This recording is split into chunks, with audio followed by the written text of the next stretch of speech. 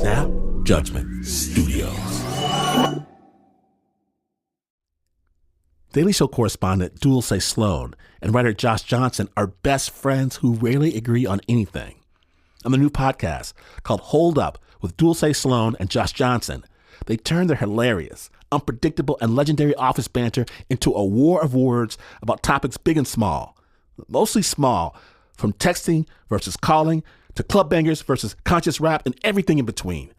Listen to Hold Up with Dulce Sloan and Josh Johnson from The Daily Show every Thursday on the iHeartRadio app, Apple Podcasts, or wherever you get your podcasts. Attention shoppers, we now have taste in the bread aisle. Dave's Killer Bread, that's right. An organic bread that's no longer a sedative for your taste buds. Dave's Killer Bread is on a mission to make the most of the loaf, to rid the world of GMOs, high fructose corn syrup, and artificial ingredients, and plant the seeds of good in all that they bake. Killer taste, killer texture, always organic. Dave's Killer Bread. Bread amplified. Snap. Classic.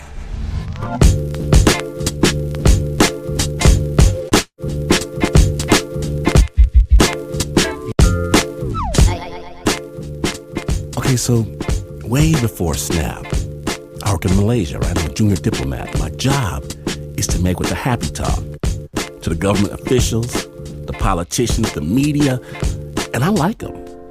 I like everybody. It's fun. And I ask them the most American question there is. What do you do for a living? I pretend to be interested in their answers. I nod my head up and down. Then we switch.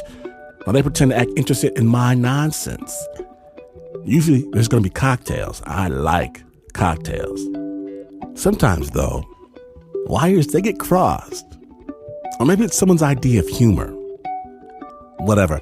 Occasionally, I receive an actual paper invitation to a spook show.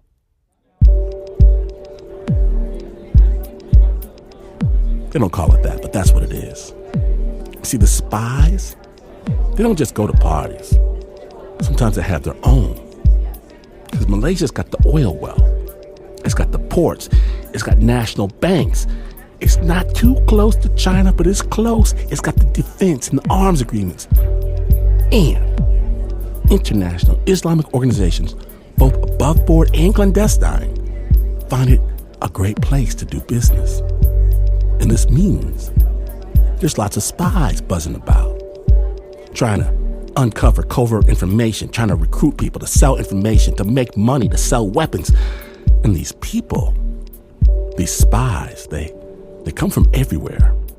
They have every skin tone, every religious background. But once you squint your eyes, everyone looks the same. Because if you do look right, you only see that mask. Upon mask, upon mask. And at this party, the masks are on tight. And snappers, as a public service, I'm going to tell you the height of comedy if you yourself happen to wander into your own spook show. I stroll up to this rough circle of steely-eyed men. They are all men. Each of them studying the insides of their cocktail glass, and I say, hey, what is it you fellas do for a living? And they freeze. They look at each other. They look back at me. And then they all laugh crazy, like I'm Chris Rock and Jerry Seinfeld combined. And I laugh back. For a brief moment, everyone puts their mask down.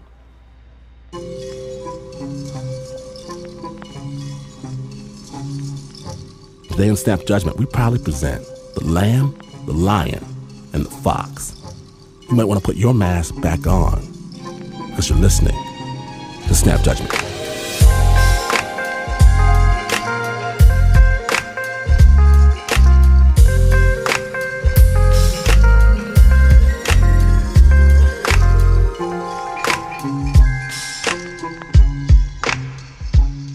We begin with a brave and intrepid young woman named Amaryllis Fox.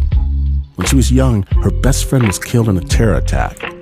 So Amaryllis, she set out to be a reporter, to cover the news, to report on conflict.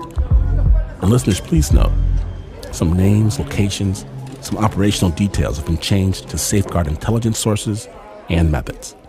Snap judgment. So I walk into the bar, and I see Jim sitting there, one of my very best friends in the world, this person that I have shared so much of my truth and my soul with. And I sit down, and he says, "What happened?" And I tell him, "I didn't get it." And he kind of takes a sip of his beer and says, "Yeah, I bet they just told you to say that." And I start crying. And he's never seen me cry before. So he believes me.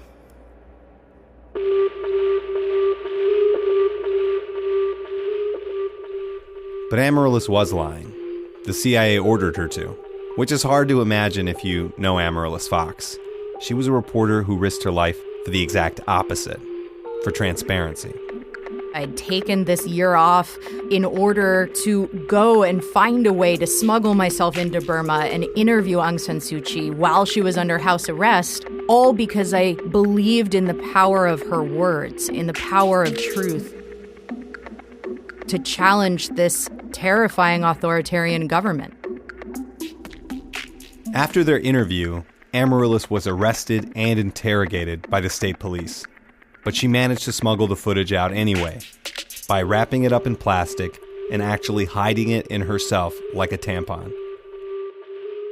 So, needless to say, she was committed to her cause and she became a serious journalist, focusing on Southeast Asia, following in the footsteps of other journalism giants covering international conflict.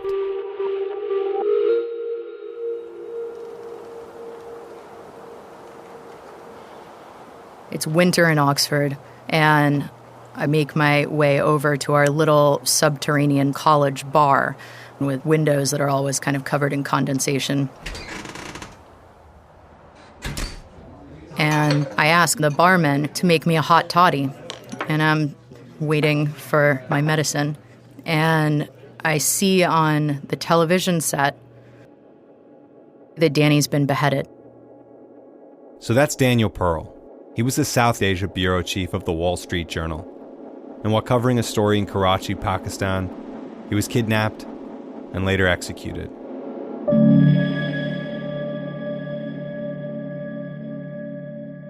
He was a hero to Amaryllis, and on several occasions had mentored her journalism career. Over the next few weeks, the news can't get enough of this story. They play all of the horrible things that Danny was made to say by his captors before he's killed. And in the midst of all of this media frenzy, I asked what I could do to make this stop. The idea that daylight really is the best disinfectant was something that I could feel slipping through my fingers.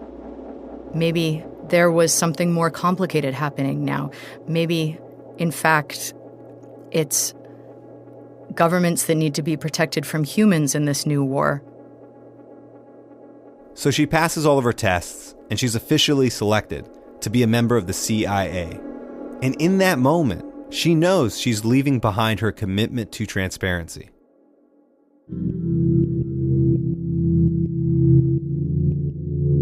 And this path is in the shadows and necessarily involves lying in order to serve some greater truth. But it doesn't make it any easier. So her first order was to go and lie to Jim, the one guy she had worked with to apply to all these various intelligence jobs, and convince him that she had failed. But those tears, those were actually real. What got to me in that moment, looking at this friend who I had shared this entire journey with, was that from this moment forward, this friend would never really know me again. Right after that, she had to go lie to her family. and anyone else who knew anything about her application. This kind of work is probably the loneliest in the world.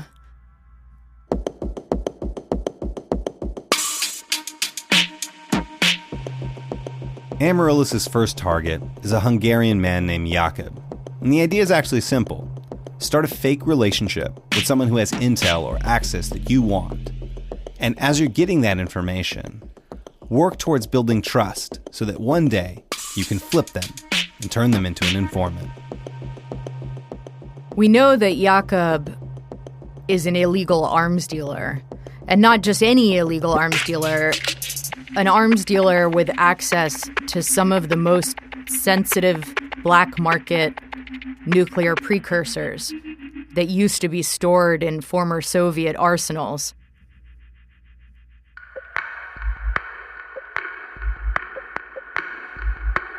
And in order to get near him, I'm posing as a buyer of these weapons, so that I can build a relationship with him with a view to maybe getting some of them off the street. Maybe even someday recruiting him as a source directly who can work with us to take down the entire network. But it's the first time I've done this, and I don't know what to expect.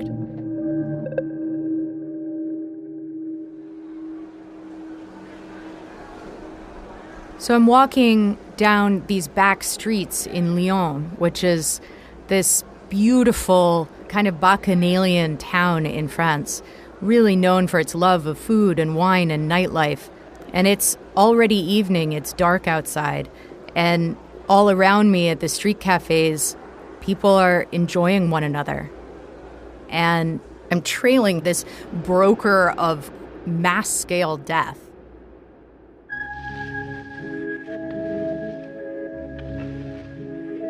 And I can only see the back of his head, and he's singing. And he has this beautiful, ancient voice. And the song he's singing is a kind of a Hungarian folk song, the kind that fills you with nostalgia even if you have no idea what the words are. And I'm really surprised, because maybe he's not as hardened an arms dealer as he makes himself out to be.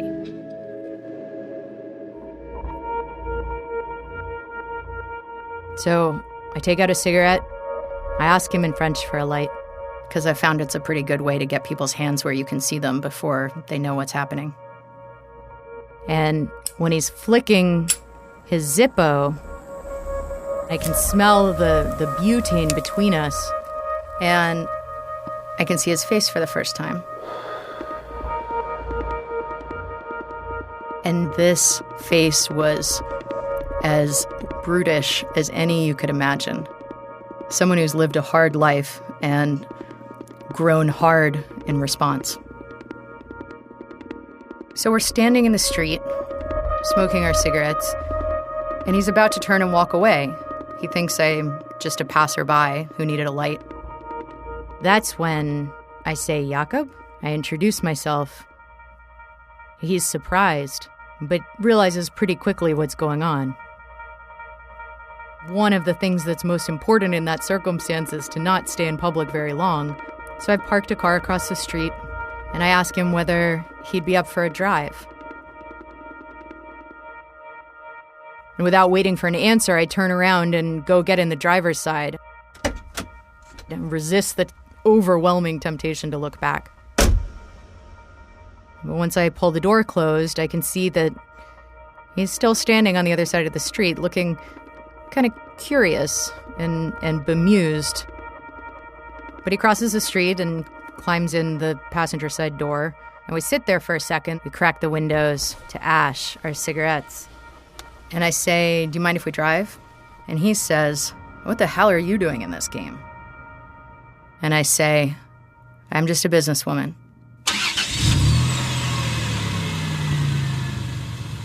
And I start driving because he hasn't told me not to.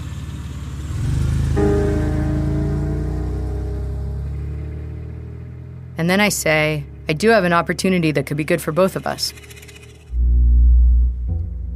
And as soon as I say it, I know I've pushed too hard. I know I should have let him turn the talk to business. But there we are, and the only way out is through. So I don't backtrack, I just let it sit. And he says that he has some wares available for sale, and I ask him what they are, and he gives me the most mundane list of arms that you could ever come up with. These are M4s, maybe going out on a limb, a few components that you might need for surface-to-air missiles, but not the missiles themselves. And I know that he's giving me his cover story. And I know that I've screwed up. And he gets out of the car, and as he gets out, I say, I guess our mutual friend misunderstood your access. And he pauses, and then he closes the door and walks away. And my heart falls, because it's the first time that I come face to face with the terror of failing. And I walk back to my hotel and I pour myself a whiskey. And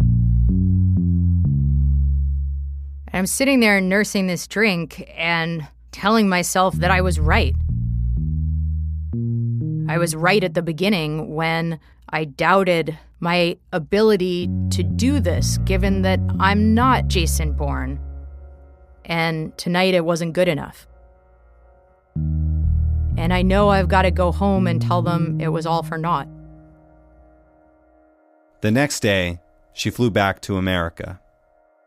So I get home and I drive to the office in Virginia, and I walk in knowing that the first thing I have to do is tell my boss what happened.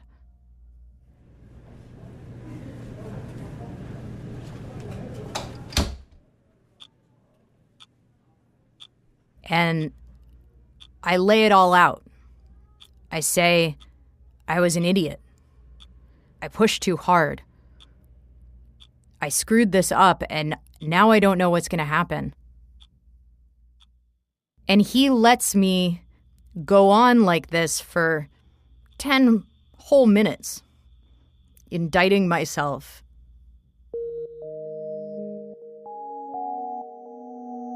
And then he smiles this half smile, and he says, "Go check the drafts folder.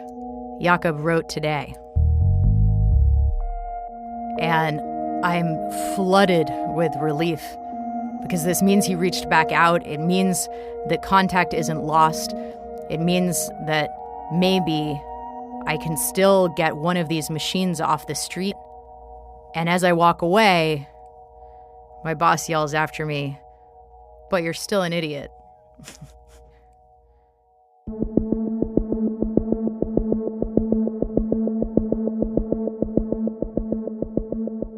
Before Amaryllis could write back, she needed to figure out how they would work with Jakob. There are really only a few options.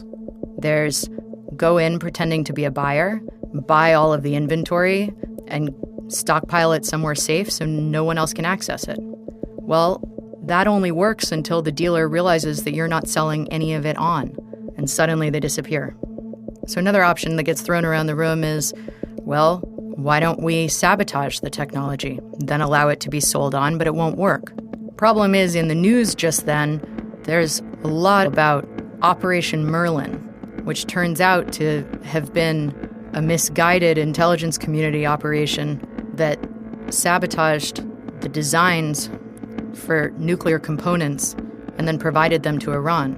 Well, it turns out the Iranians are pretty good at math and pretty good at engineering, and they figured out where the flaws in the design were, fixed it, and then suddenly had access to information they never otherwise would have had. And that really only leaves the third approach, which is to recruit the dealer to our side. So they decide to two-track their approach. They're going to buy weapons from Jakob and get them off the street, but at the same time work towards turning him into an informant and hope he doesn't realize the plan. Because of the nature of her work, though, Amaryllis gets relocated to China, along with her husband, who is actually also a spy. As they settle into their new life in a red brick lean house in the maze of streets in the center of Shanghai, turns out she's also actually pregnant. Month after month, while her baby grows in her belly, she also works to strengthen her relationship with Jakob. So we embarked on a series of meetings in different places, different cities all over the world. And in each, I got to know him better. I got to understand what drove him. And I remember one in particular where I asked him about this huge ring that he wore that was in the shape of a lamb and the size of a Super Bowl ring. And what is that? He says it reminds me of my grandfather and not to go soft. And I ask him, your grandfather was a tough guy? And he says, no, my grandfather was a lamb and he got torn apart by Rakosi's lions. And I realize that he's talking about this Hungarian dictator who interrogated and persecuted and tortured his enemies. And in this moment, Jakob is anything but a hero. This is a guy who is paying the bills by selling weapons that not only kill, but kill indiscriminately. But maybe I can reawaken that in him. But I would have liked to have a few more meetings to let them simmer and come of age on their own. Unfortunately, the group with dangerous ties to Jamaat Islamiyah and Al-Qaeda had planned a meeting. And the only reason you plan a meeting with an arms dealer is if you're in the market for arms. And Jakob's arms were potentially catastrophic. So ready or not, it was time for the recruitment pitch.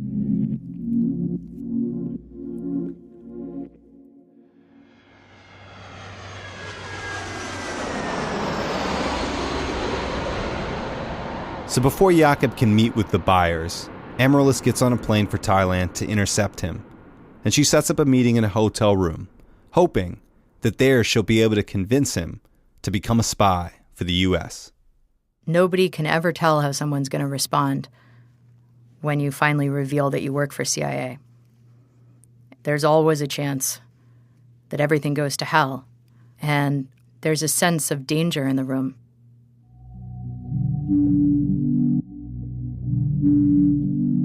When I hear his singing in the hallway, I take a breath, and I walk to the door, and I unlock it, and he walks in, and I put the Do Not Disturb sign on, and I close the door behind him, and we're in it. He throws himself down and laments the state of the economy at home and the incompetence of his government, the same kind of diatribe that he goes through every time. And as we sat in that room and talked about what would happen if one of these devices went off, he said, well, yeah, if only there was something I could do about it. And he looked at me asking, inviting me to tell him what it was. And I told him, here we were, two people sitting in a room. Only one of us was a nuclear arms dealer talking with Al-Qaeda, and one of us was a CIA officer trying to save lives. And together, we could do something that no other two people on the planet in that moment could do. And he looks at me and he asks, will I be safe? And I say yes. I tell him we're friends. I tell him that for these past years, he might not realize it, but I've had his back.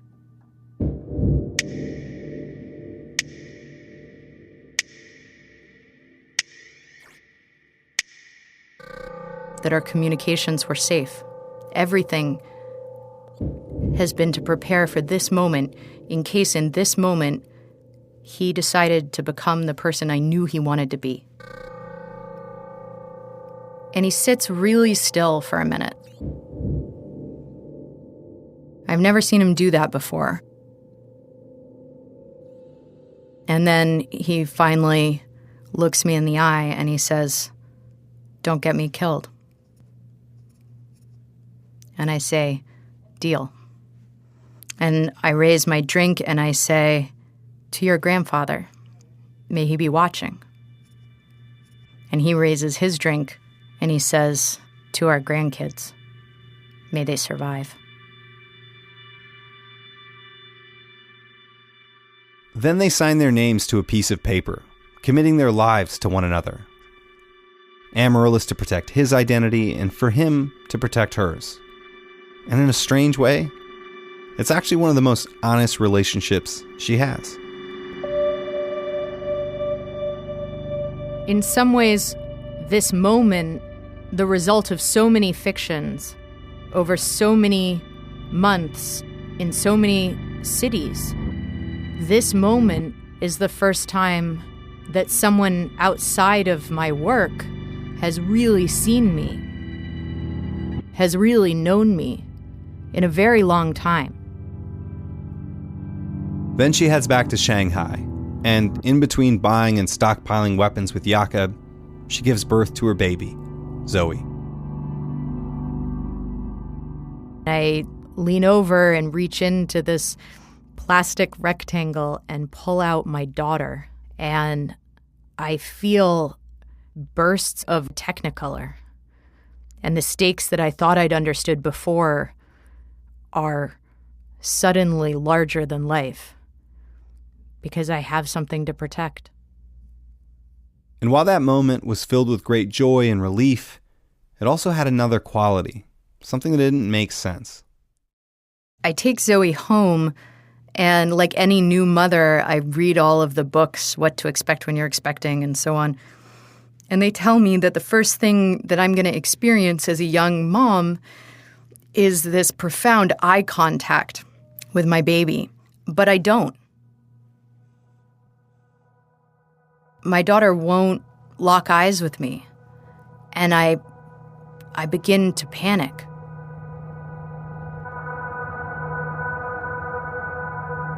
Even though I'm working on counterterrorism and counterproliferation, this little being fills me with fear in a way I've never experienced before.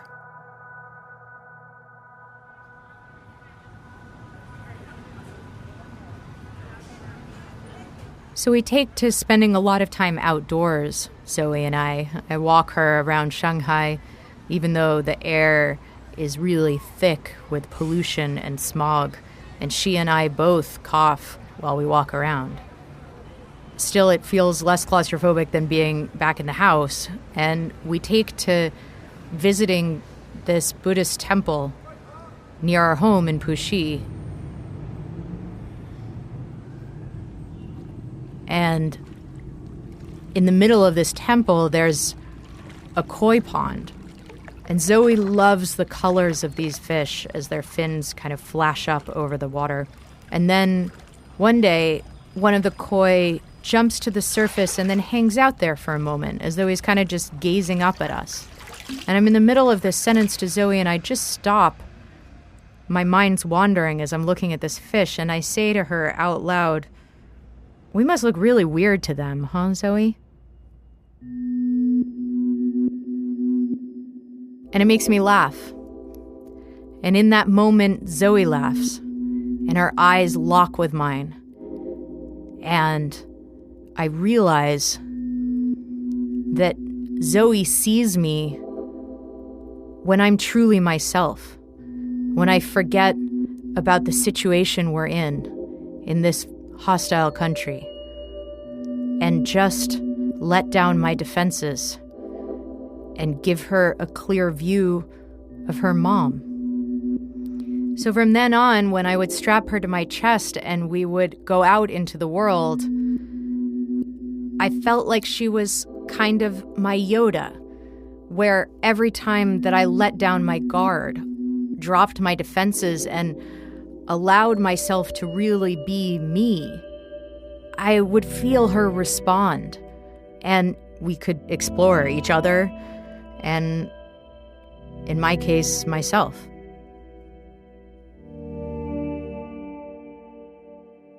A few weeks later, Jakob delivers on his first big piece of intel about a possible attack at a busy intersection in Karachi, Pakistan. We get the intersection and we get the groups that might be involved, and we know that there is an intermediary that the agency has worked with before that might be open to conversation.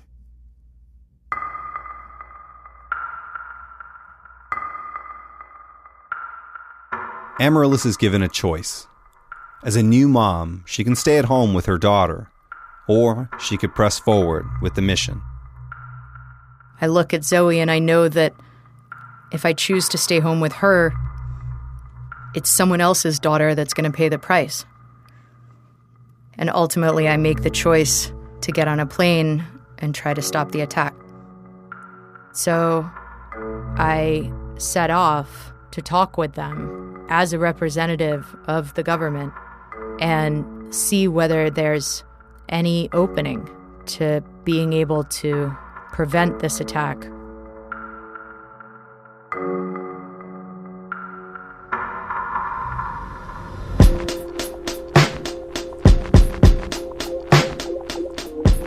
In just a moment, Amaryllis locks her armor down tight for her mission. Stay tuned.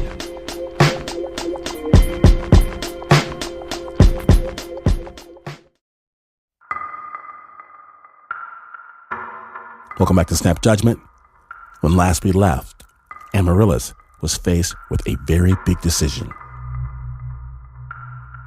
I look at Zoe and I know that if I choose to stay home with her, it's someone else's daughter that's going to pay the price. And ultimately, I make the choice to get on a plane and try to stop the attack.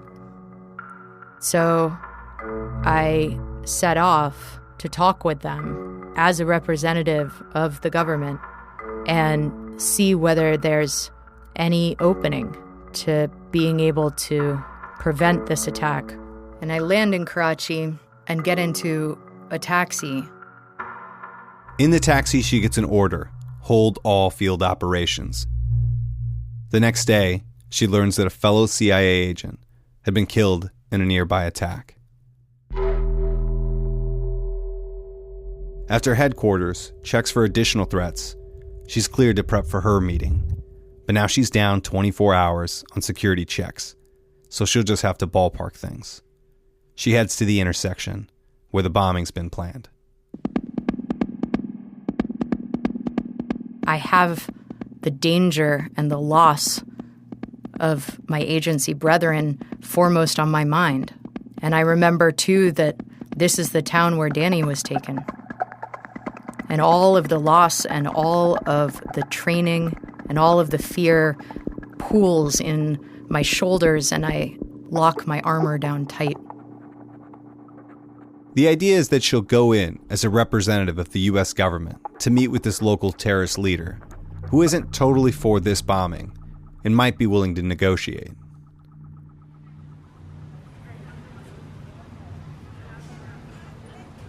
And as I walk into the intersection, I see a man across the street who I've noticed earlier in the day. And I realize that he's been trailing me. And then I realize that he's pulled a cell phone out of his pocket and he's getting ready to dial.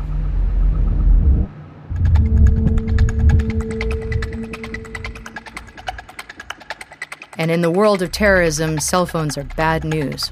They're used to trigger explosive devices. And all of a sudden, I wonder whether Jakob had the wrong day, whether this is a trap, whether the device that I'm there to prevent changing hands has already been placed and is about to explode.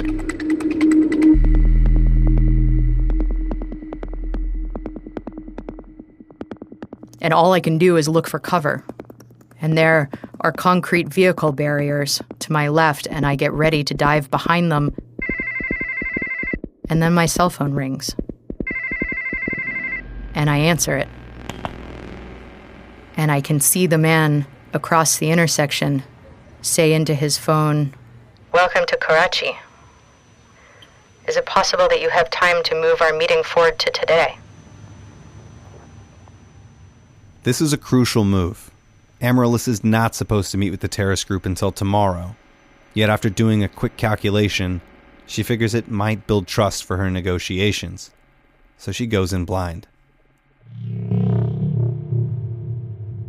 The first thing that I notice when I walk into the room is that the walls are lined with books. And the second thing I notice is that in front of the books, along the window, are rifles, M4s, leaning lazily against the shelf beside two fighters who are standing.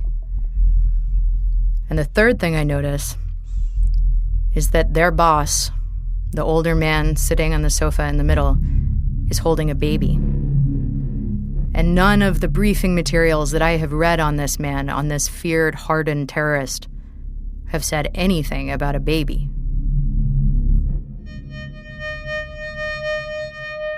And this baby is heaving with mucus in her throat. I can hear it. There's dust hanging in the air, and it's hard to breathe. And then we get down to business.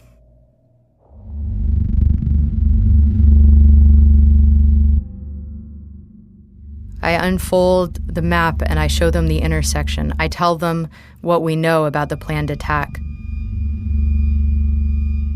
I explain that the targets all around the intersection are civilians, Muslims. I say I know that they don't believe in killing their fellow faithful, that they can't possibly endorse this target. And in the midst of all this conversation, I'm not getting anywhere. The man brings up our drones, asks me whether I'll prevent future attacks on him if he prevents this attack.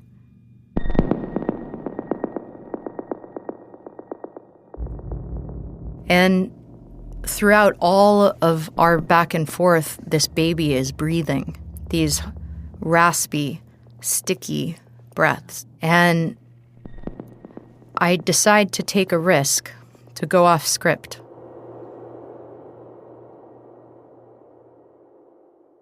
I ask the man, "Yours?" And he nods. I tell him that I have a child too. And I ask whether his baby has asthma.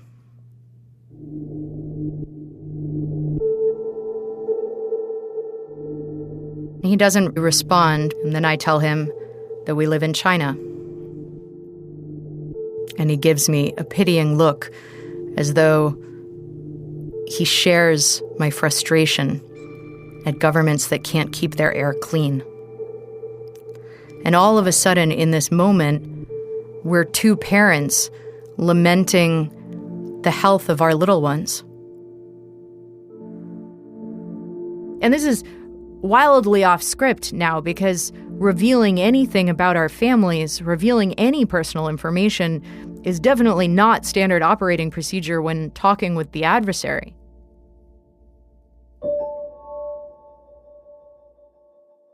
And I reach into my bag and I pull out a little vial of clove oil. I travel with it because it's useful in making changes to documents. But at home, I've learned to add a little bit to hot water and let my daughter breathe in the steam when her breathing is difficult. And so I hold it up. "Have you ever tried clove oil?" And he stares at me with such skepticism that it makes me realize the extent of the leap that I am asking him to make. To let his baby inhale some unidentified substance from some dark vial that a CIA officer is giving him on the off chance that I'm genuine. So I take the top off and I inhale myself to show him that it's safe.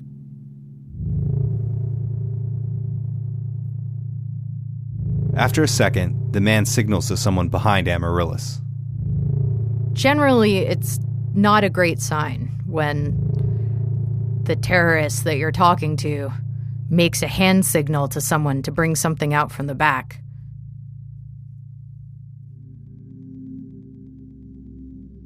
And then a woman emerges, and she puts a little branch of white blossoms on the table. "Allison," he says. And I say, "For asthma?" And he nods, and he says, "Tastes like broccoli." And in this moment, we exchange our home remedies. He sniffs, and I nibble, and then he says, "I will see about shifting the target." "But won't we all just pick new targets tomorrow?" And I say, "Yes, you will and we will. But the Quran says to save one human life is to save all humankind. So can we just save all of humankind today? Even if it's going to destroy itself again tomorrow?" And there's this long beat.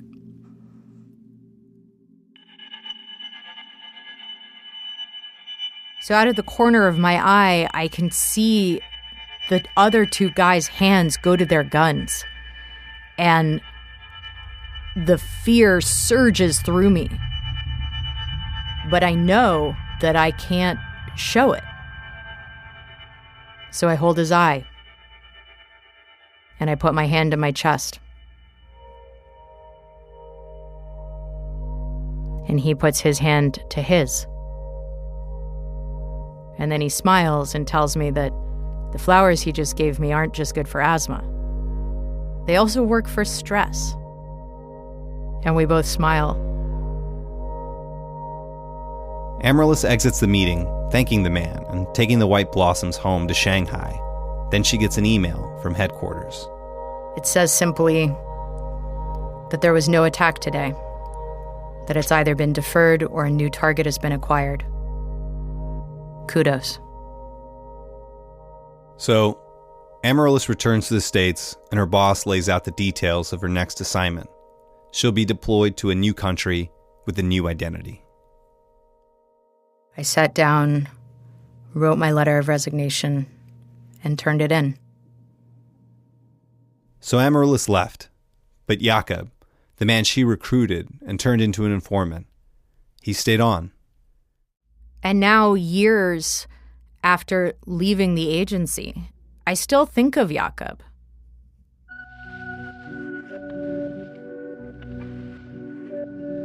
I send him a deep bow through the ether, because it's not easy to do that work, knowing that it may put you in a place of danger.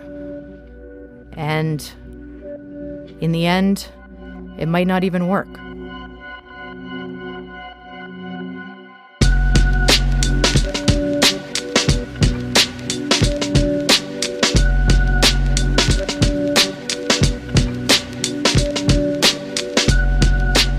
Thanks so much to Amaryllis Fox. Amaryllis now works as an analyst on current events and gives talks on peacemaking.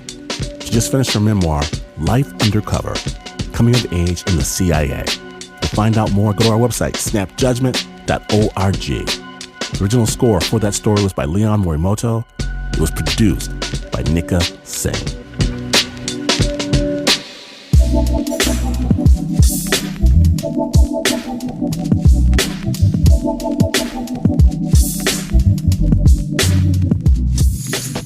Snap Nation, it's about that time.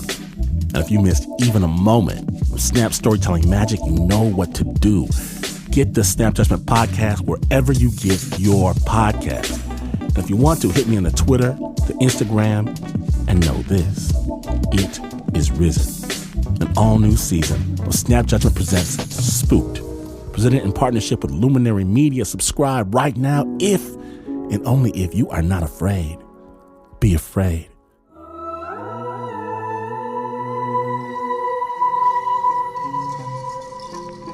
Snap Judgment is brought to you by the team that always carries a spare key. Make some noise if you would.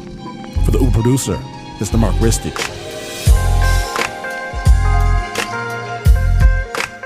Pat Mesiti-Miller, Anna Sussman, Renzo Gorio, Shayna Sheedy, Liz Mack, Liza Smith, Leon Morimoto, Lauren Newsom, Marissa Dodge, Flo Wiley, Nancy Lopez, John Facile, Nikka Singh, Teo Ducot.